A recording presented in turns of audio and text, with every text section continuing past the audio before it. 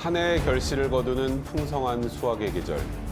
전남 영암 학산면 상월리 황금들녘에서는 농부들의 막바지 추수가 한창입니다.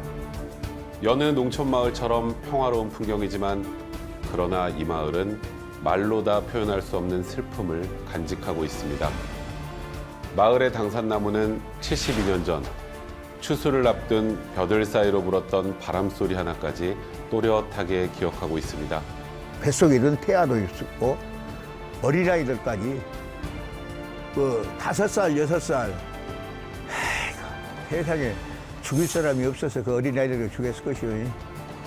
죽창으로 막 이렇게 찔러가지고 베고 이렇게 해서 상당히 그 피투성이가 되고 참 수습하기 힘들 정도 처참한 그런. 해마다 이맘때가 되면 되살아나는 아픈 기억과 상처. 72년 전 이 마을에선 무슨 일이 있었던 걸까요? 오늘 영상 기록 진실 그리고 화해에서 만나봅니다.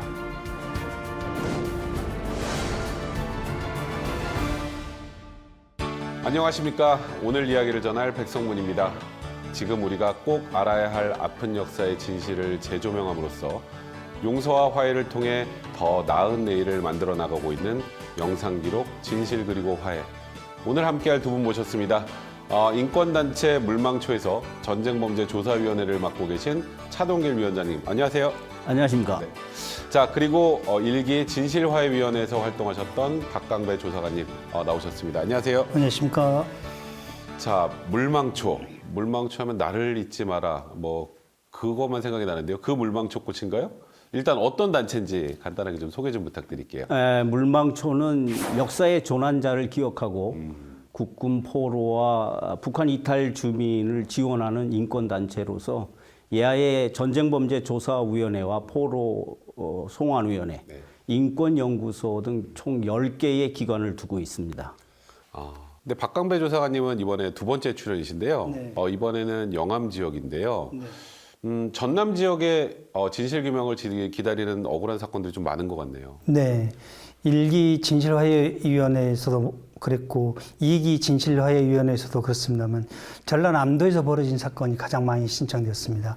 특히 2기 진화위에서는 전체 5,500건 중에서 약 4,500건이 전라남도에서 발생한 사건이 신청되었습니다. 그래서 하루빨리 진실이 규명되고 밝혀지기를 바라는 마음입니다. 네, 오늘 정말 두 분께 많은 말씀 드려야 될 것 같은데요. 일단 그럼 오늘 이야기 영상 기록 키워드로 시작해 보겠습니다.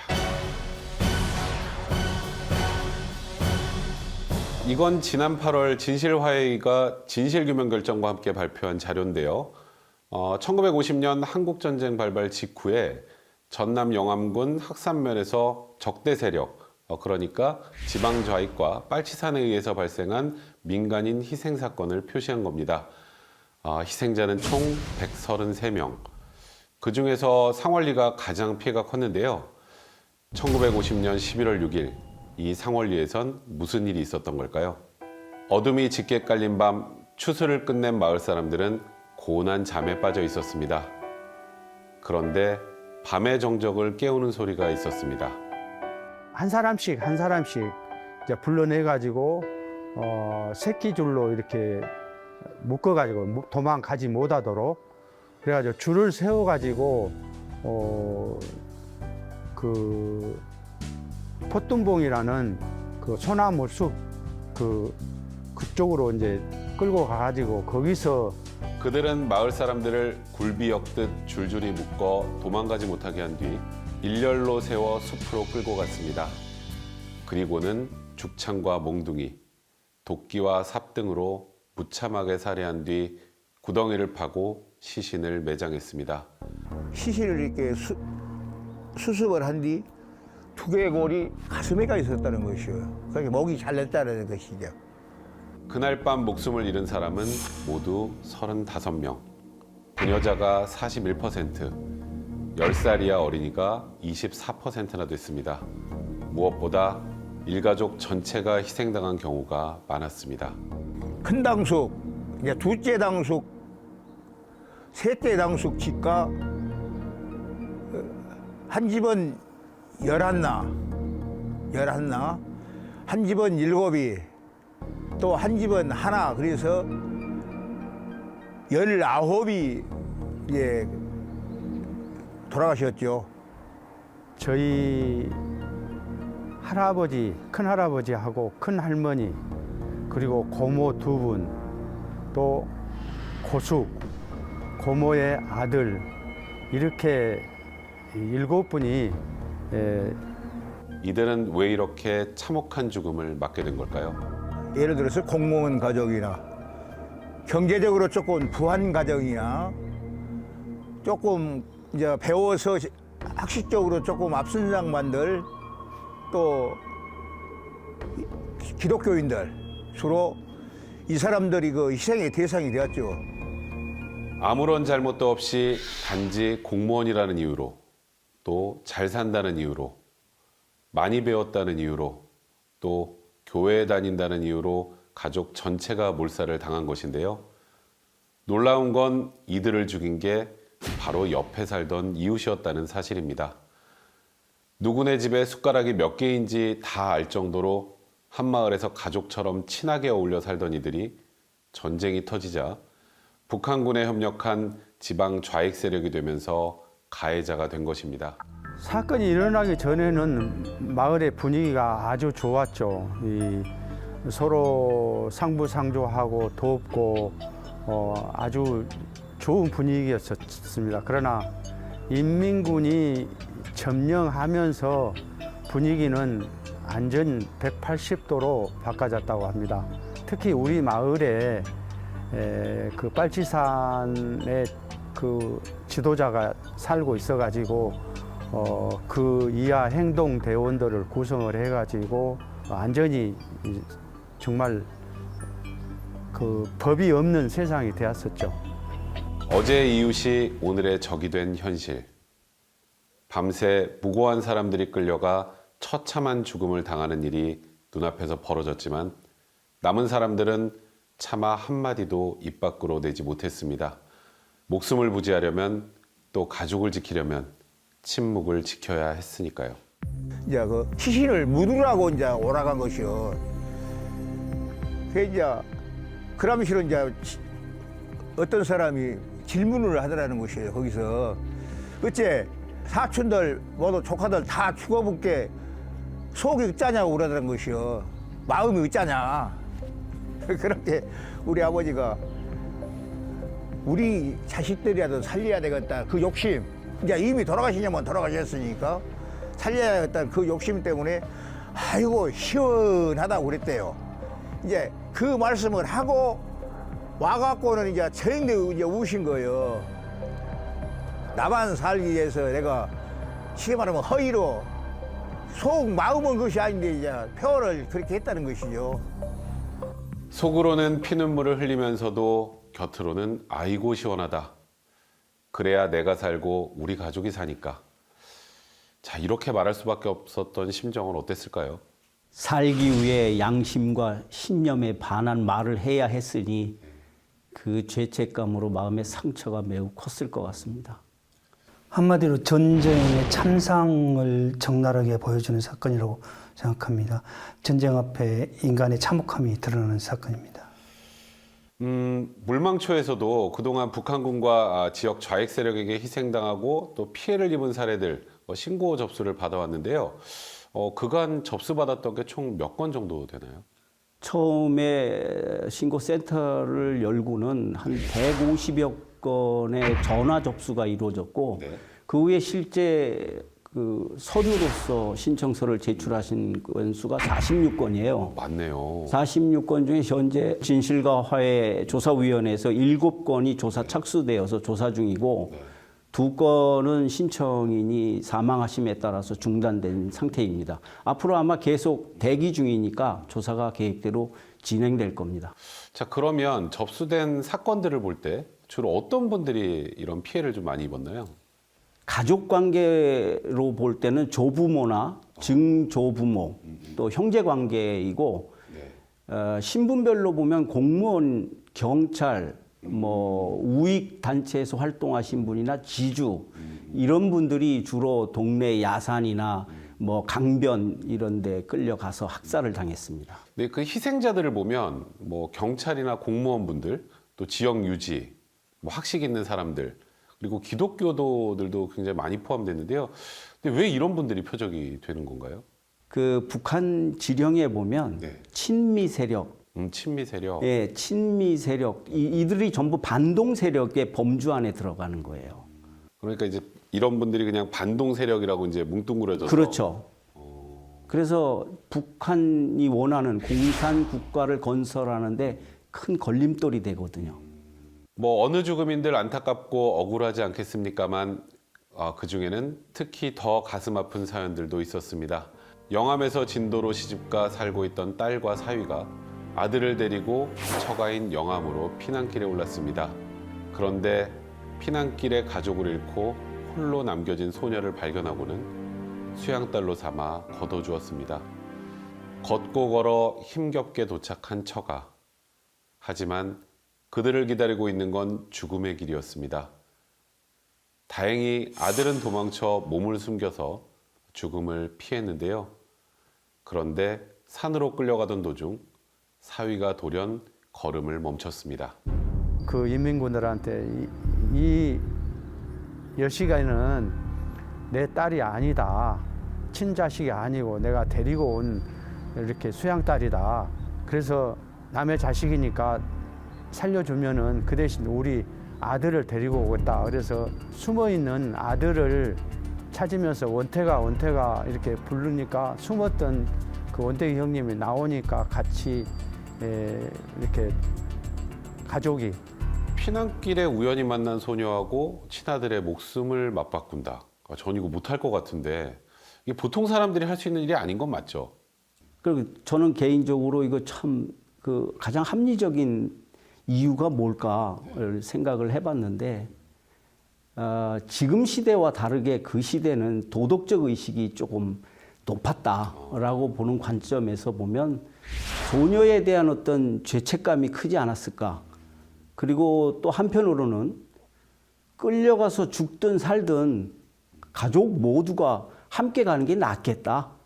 뭐 그런 의미가 있었지 않을까 하고 생각은 해봤는데 어디까지나 이거는 추정입니다. 또 그런가 하면 죽음의 문턱까지 갔다가 가까스로 살아남은 사람도 있었습니다.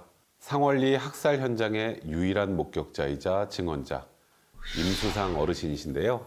올해 연세가 92이시지만 가족을 잃었던 72년 전 그날 밤을 생생하게 기억하고 있습니다. 당시 임수상 어르신의 나이는 20살.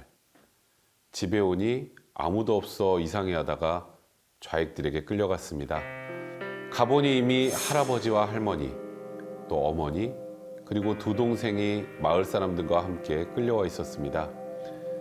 할아버지를 보자 반가운 마음에 달려가 포옹을 하려 했지만 그들은 할아버지의 머리를 마구 내리치며 구타했습니다. 자기 할아버지가 어메나 죽네 하고 때릴 때, 몽둥이로 때릴 때 하고 소리 지른 그 소리가 지금도 몇십 년이 지났는데도 귀에 쟁쟁하다고 그 생각하기가 싫다고 그래요. 생각하기가 싫다고. 잠시 후 처형을 위해 사람들을 하천 쪽으로 끌고 갈 때 임수상 어르신은 탈출에 성공했습니다. 삼나무 껍질을 꼬아 만든 삼줄이 약간 헐겁게 묶여 있어서 손목을 이리저리 돌려가며 애를 썼더니 용케 한 손이 쑥 빠져나온 것입니다. 하지만 가족들을 남겨둔 채 혼자만 도망쳐야 하는 상황. 구사일생으로 목숨은 건졌지만 자신만 혼자 살아남았다는 죄책감은 평생을 따라다니며 그를 괴롭혔습니다. 가족들의 죽음을 목격한 트라우마, 또 혼자 살아남았다는 죄책감. 실제로 유족분들 중에 평생 괴로움에 시달리는 분들 참 많으셨을 것 같아요. 네, 제가 일기 진실화해위원회에서 만난 유족은 여성이셨는데요. 자기 아버지를 포함한 일가족이 끌려가는 장면을 보았고 또 이미 학살된 상황을 자신의 손으로 시신을 수습을 했습니다.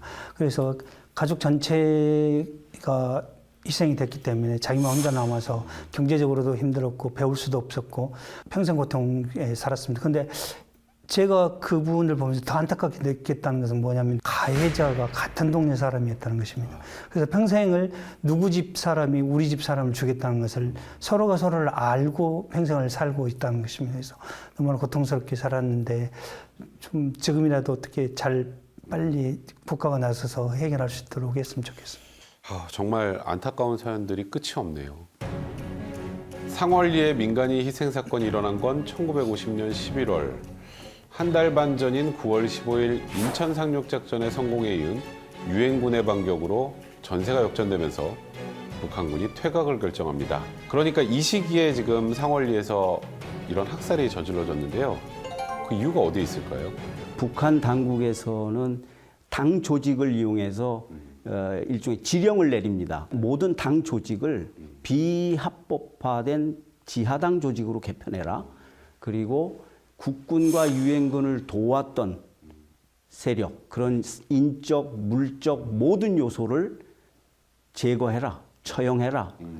이를 반동 세력으로서 처형하라 이런 거였죠. 군사시설로 활용 가능한 시설은 파괴해라. 이런 지령을 내렸고 이 지령이 말단 당 조직까지 전파가 되면서 각 지방에서 이와 같은 그 학살 상황이 이루어졌다 이렇게 보여요. 사실 그런 사람인지 아닌지 구분하기도 쉽지 않았을 텐데 그러니까 좀 약간 무차별적으로 학살이 좀 이루어진 게 아닌가라는 생각이 좀 드네요. 그러면 한국전쟁 기간 중에 북한군과 지방 자익에 의해서 이렇게 희생된 분들, 민간인 희생 규모는 어느 정도 될까요? 현재까지 가장 믿을 만한 자료는 1952년에 우리나라 공보처에서 발행한 6.25 피학살자 명부에 나온 명단입니다. 그 명부에는 희생자의 이름, 주소, 성별, 직업, 번적 등이 자세히 나오고요. 또 시군구별로 희생자 숫자가 나옵니다. 근데 전체 숫자는 약 6만 명에 이르고요. 그리고 오늘 우리가 다루고 있는 영암군에서는 7,100명 정도가 희생됐다고 나오는데 전체 시군구 중에서 두 번째로 영암이 많았다 이렇게 기록이 있습니다. 그래서 이 기록으로 봐서 당시 적대 세력에게 희생된 우리나라의 사람들은 약 6만 정도라고 보여지는데 실제로는 더 되지 않을까 이런 생각을 합니다. 그러니까요. 또 집계가 완벽하게 또 되긴 쉽지 않은 상황이었으니까. 그런데 제가 좀 궁금한 건 이런 적대 세력에 의한 희생이 가장 많이 일어났던 지역이 바로 전남 지역입니다. 앞에서 말한 6.25 피살자 명부 70% 정도가 전남 지역의 희생자라고 하는데요. 근데 왜 이렇게 전남 지역에서 희생자가 많았을까요? 1950년 6월에 한국전쟁이 발발을 하고 7월 21일경에 인민군이 광주에 진주를 합니다. 그리고 7월 23일, 4일경에 전라남도 모든 시군에 인민군이 당도를 합니다. 한마디로 인공치하가 된 거죠. 근데 그리고 나서 9월 15일 날 인천 상륙작전이 성공했고 9.28 서울수복이 일어났고 그러면서 퇴로가 잘리자 인민군과 지역 좌익들이 높은 산으로 들어가는데 바로 그게 입산하는 빨치산이 되는 것입니다. 그래서 영암에 있는 600고지 국사봉, 800고지 월출산, 그리고 지리산 등지로 들어가게 됩니다. 이러면서 한국 정부에서는 국군과 경찰이 토벌작전을 10월부터 시작을 하는데요. 50년 10월부터 그 이듬해 4월까지 수개월간 토벌작전을 합니다. 이 토벌작전 과정에서 낮에는 군경이 장악을 하고 밤에는 빨치산이 장악을 해서 이러지도 저러지 못한 민간인들의 희생이 다소 발생을 한 것입니다. 그런데 혹시 그거 아시나요? 현재까지 진실화해위로 신청이 들어온 전남 지역 민간인 희생 사건. 이건 군경과 적대 세력에 의해 입은 피해를 모두 합친 건데요. 그 중에 제일 신청 건수가 많았던 지역이 바로 이곳 영암입니다. 무려 750건이나 되는데요. 야, 한국전쟁 때 영암에서 도대체 무슨 일이 있었던 걸까요? 당시에 좌익과 그 빨치산들에 의해서 그 학살면에서 133명이 학살을 당합니다. 이 133명 중에 10살 미만이 24%, 그리고 여성들이 41%예요. 이 말은 그 학살 당한 그 대상들이 그 우익이나 경찰이나 공무원, 지주 이런 분들의 가족 단위의 학살이 이루어졌던 것으로 이제 추정이 되는 거예요. 그러니까 지금 전남 지역에서는 주로 뭐 빨치 사안들에 의한 희생 사건들이 많았다면 뭐 다른 지역은 좀 어땠을까요? 일단 그동안에 접수된 사건들 중에 좀 기억나는 거 없으신가요? 그래서 전북 익산에서 네. 일어난 사건인데요. 아버지와 할아버지가 지주예요. 그런데 그 밑에서 일어나는 머슴이 인민군에게 신고를 합니다. 그래서 그 아버지와 할아버지가 그 동네 지주 11명과 함께 끌려가서 학살을 당합니다. 정말 뭐 사건 하나하나가 사안 하나하나가 정말 안타깝고 끔찍하고 참 마음이 좀 안 좋고 힘든 그런 내용들이네요. 뭐 우리 군경에 의해서 민간이 학살된 경우나 뭐 북한군이나 뭐 좌익 세력에 의해서 민간이 학살된 경우 뭐 어느 쪽이든 간에 민간인에 대한 학살이라는 거는 그건 명백한 전쟁 범죄 아닌가요? 아무리 전쟁 중이라 할지라도 상호 교전 과정이 아닌 상황에서 무장하지 않은 민간인들을 학살하고 살해한다는 것은 있을 수 없는 전쟁 범죄입니다. 이번 영암 학산면 사건에서 보다시피 133명의 희생자 중에서 40%가 여성이고 20%가 10대이고 그리고 다수의 노인이며 이들의 70%가 가족 단위로 희생된 것입니다. 그러니까 전투할 의지를 갖고 있거나 무장을 했거나 그런 사람들이 전쟁과는 상관이 없는 민간인이었다는 것입니다. 결론적으로 전쟁간에 비무장한 여성이나 어린이, 노인 등을 살해하고 학살하는 것은 전쟁 범죄입니다. 그러니까 이런 사건 같은 경우 피해자는 있는데 가해자를 딱 누구인지 특정하기 어려운 경우가 참 많은 것 같더라고요. 근데 이렇게 전쟁 중에 일어난 민간인 학살에 대해서 혹시 가해자가 처벌을 받은 그런 사례도 있나요? 우리나라 군경의 가해자인 경우에 소수가 있었습니다. 전쟁 중에도 약간의 처벌이 있었고 그리고 전쟁 이후에도 처벌이 있었습니다. 그리고 가해자가 인민군인 경우에는 처벌할 수가 없었던 거죠. 정전 상태가 오래되면서 전쟁 범죄를 조사할 수가 없었던 것이죠. 각 지역에 있던 지방 좌익들, 빨치산들 이런 사람들이 가해자였던 경우에는 수복 이후에 조사가 있었고 그분들이 체포돼서 재판을 받아서 처벌을 받았습니다. 해마다 11월이 되면 무거운 공기가 감도는 상월리 마을. 100년이 넘는 시간 동안 마을을 지켜온 교회는 오늘도 마을 이곳저곳의 이야기를 말없이 듣고 있습니다. 교회 앞마당에 서 있는 추모탑.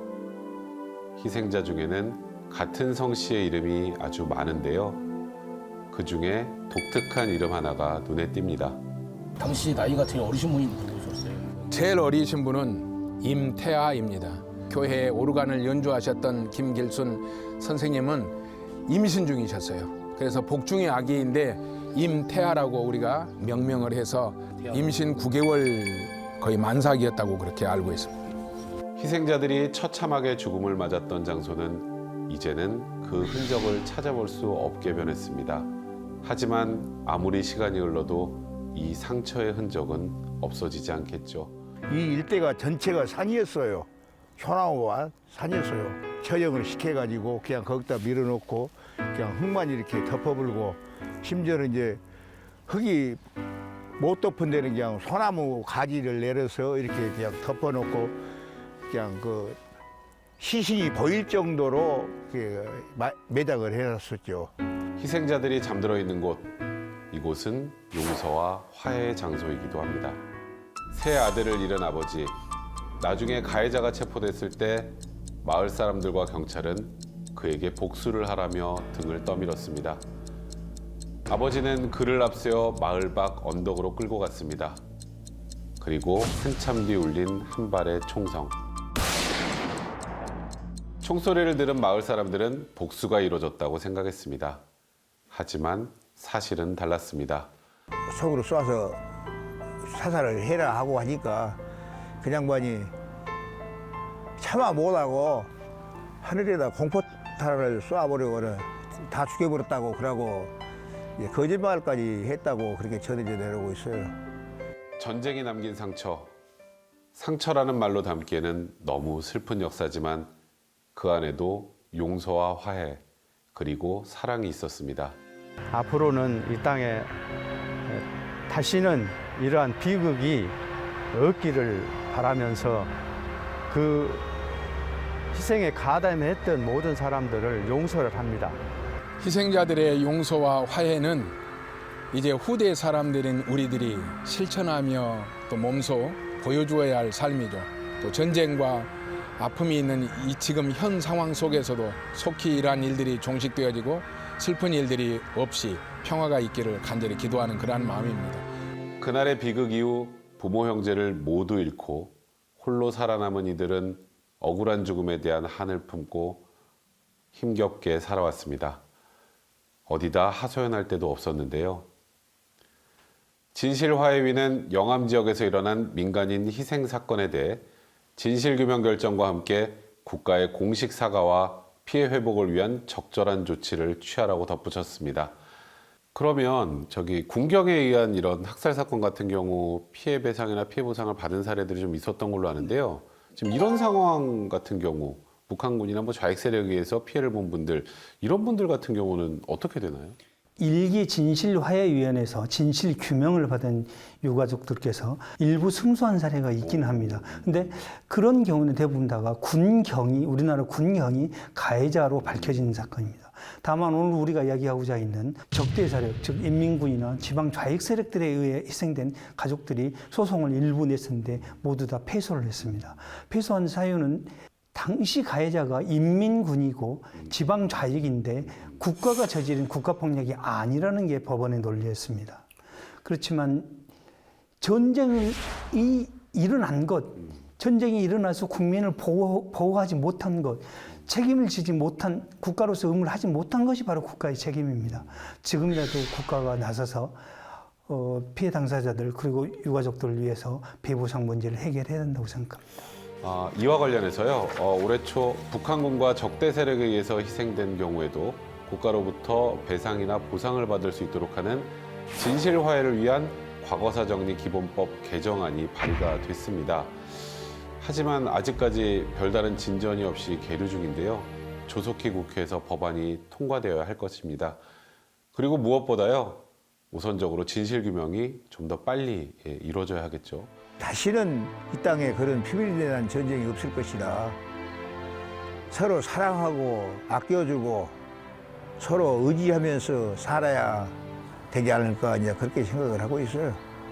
묻혀질 뻔도 했었고 잊혀질 뻔도 했었는데 다시는 이러한 사건들이 이러한 일이 이 땅에서는 있어서는 안 된다는 것을 우리가 새겨야 되고 또 지금 후세들한테도 좋은 그 역사의 흔적을 남겨준 것 같고 또 교육의 자료도 될 것 같이 생각이 됩니다.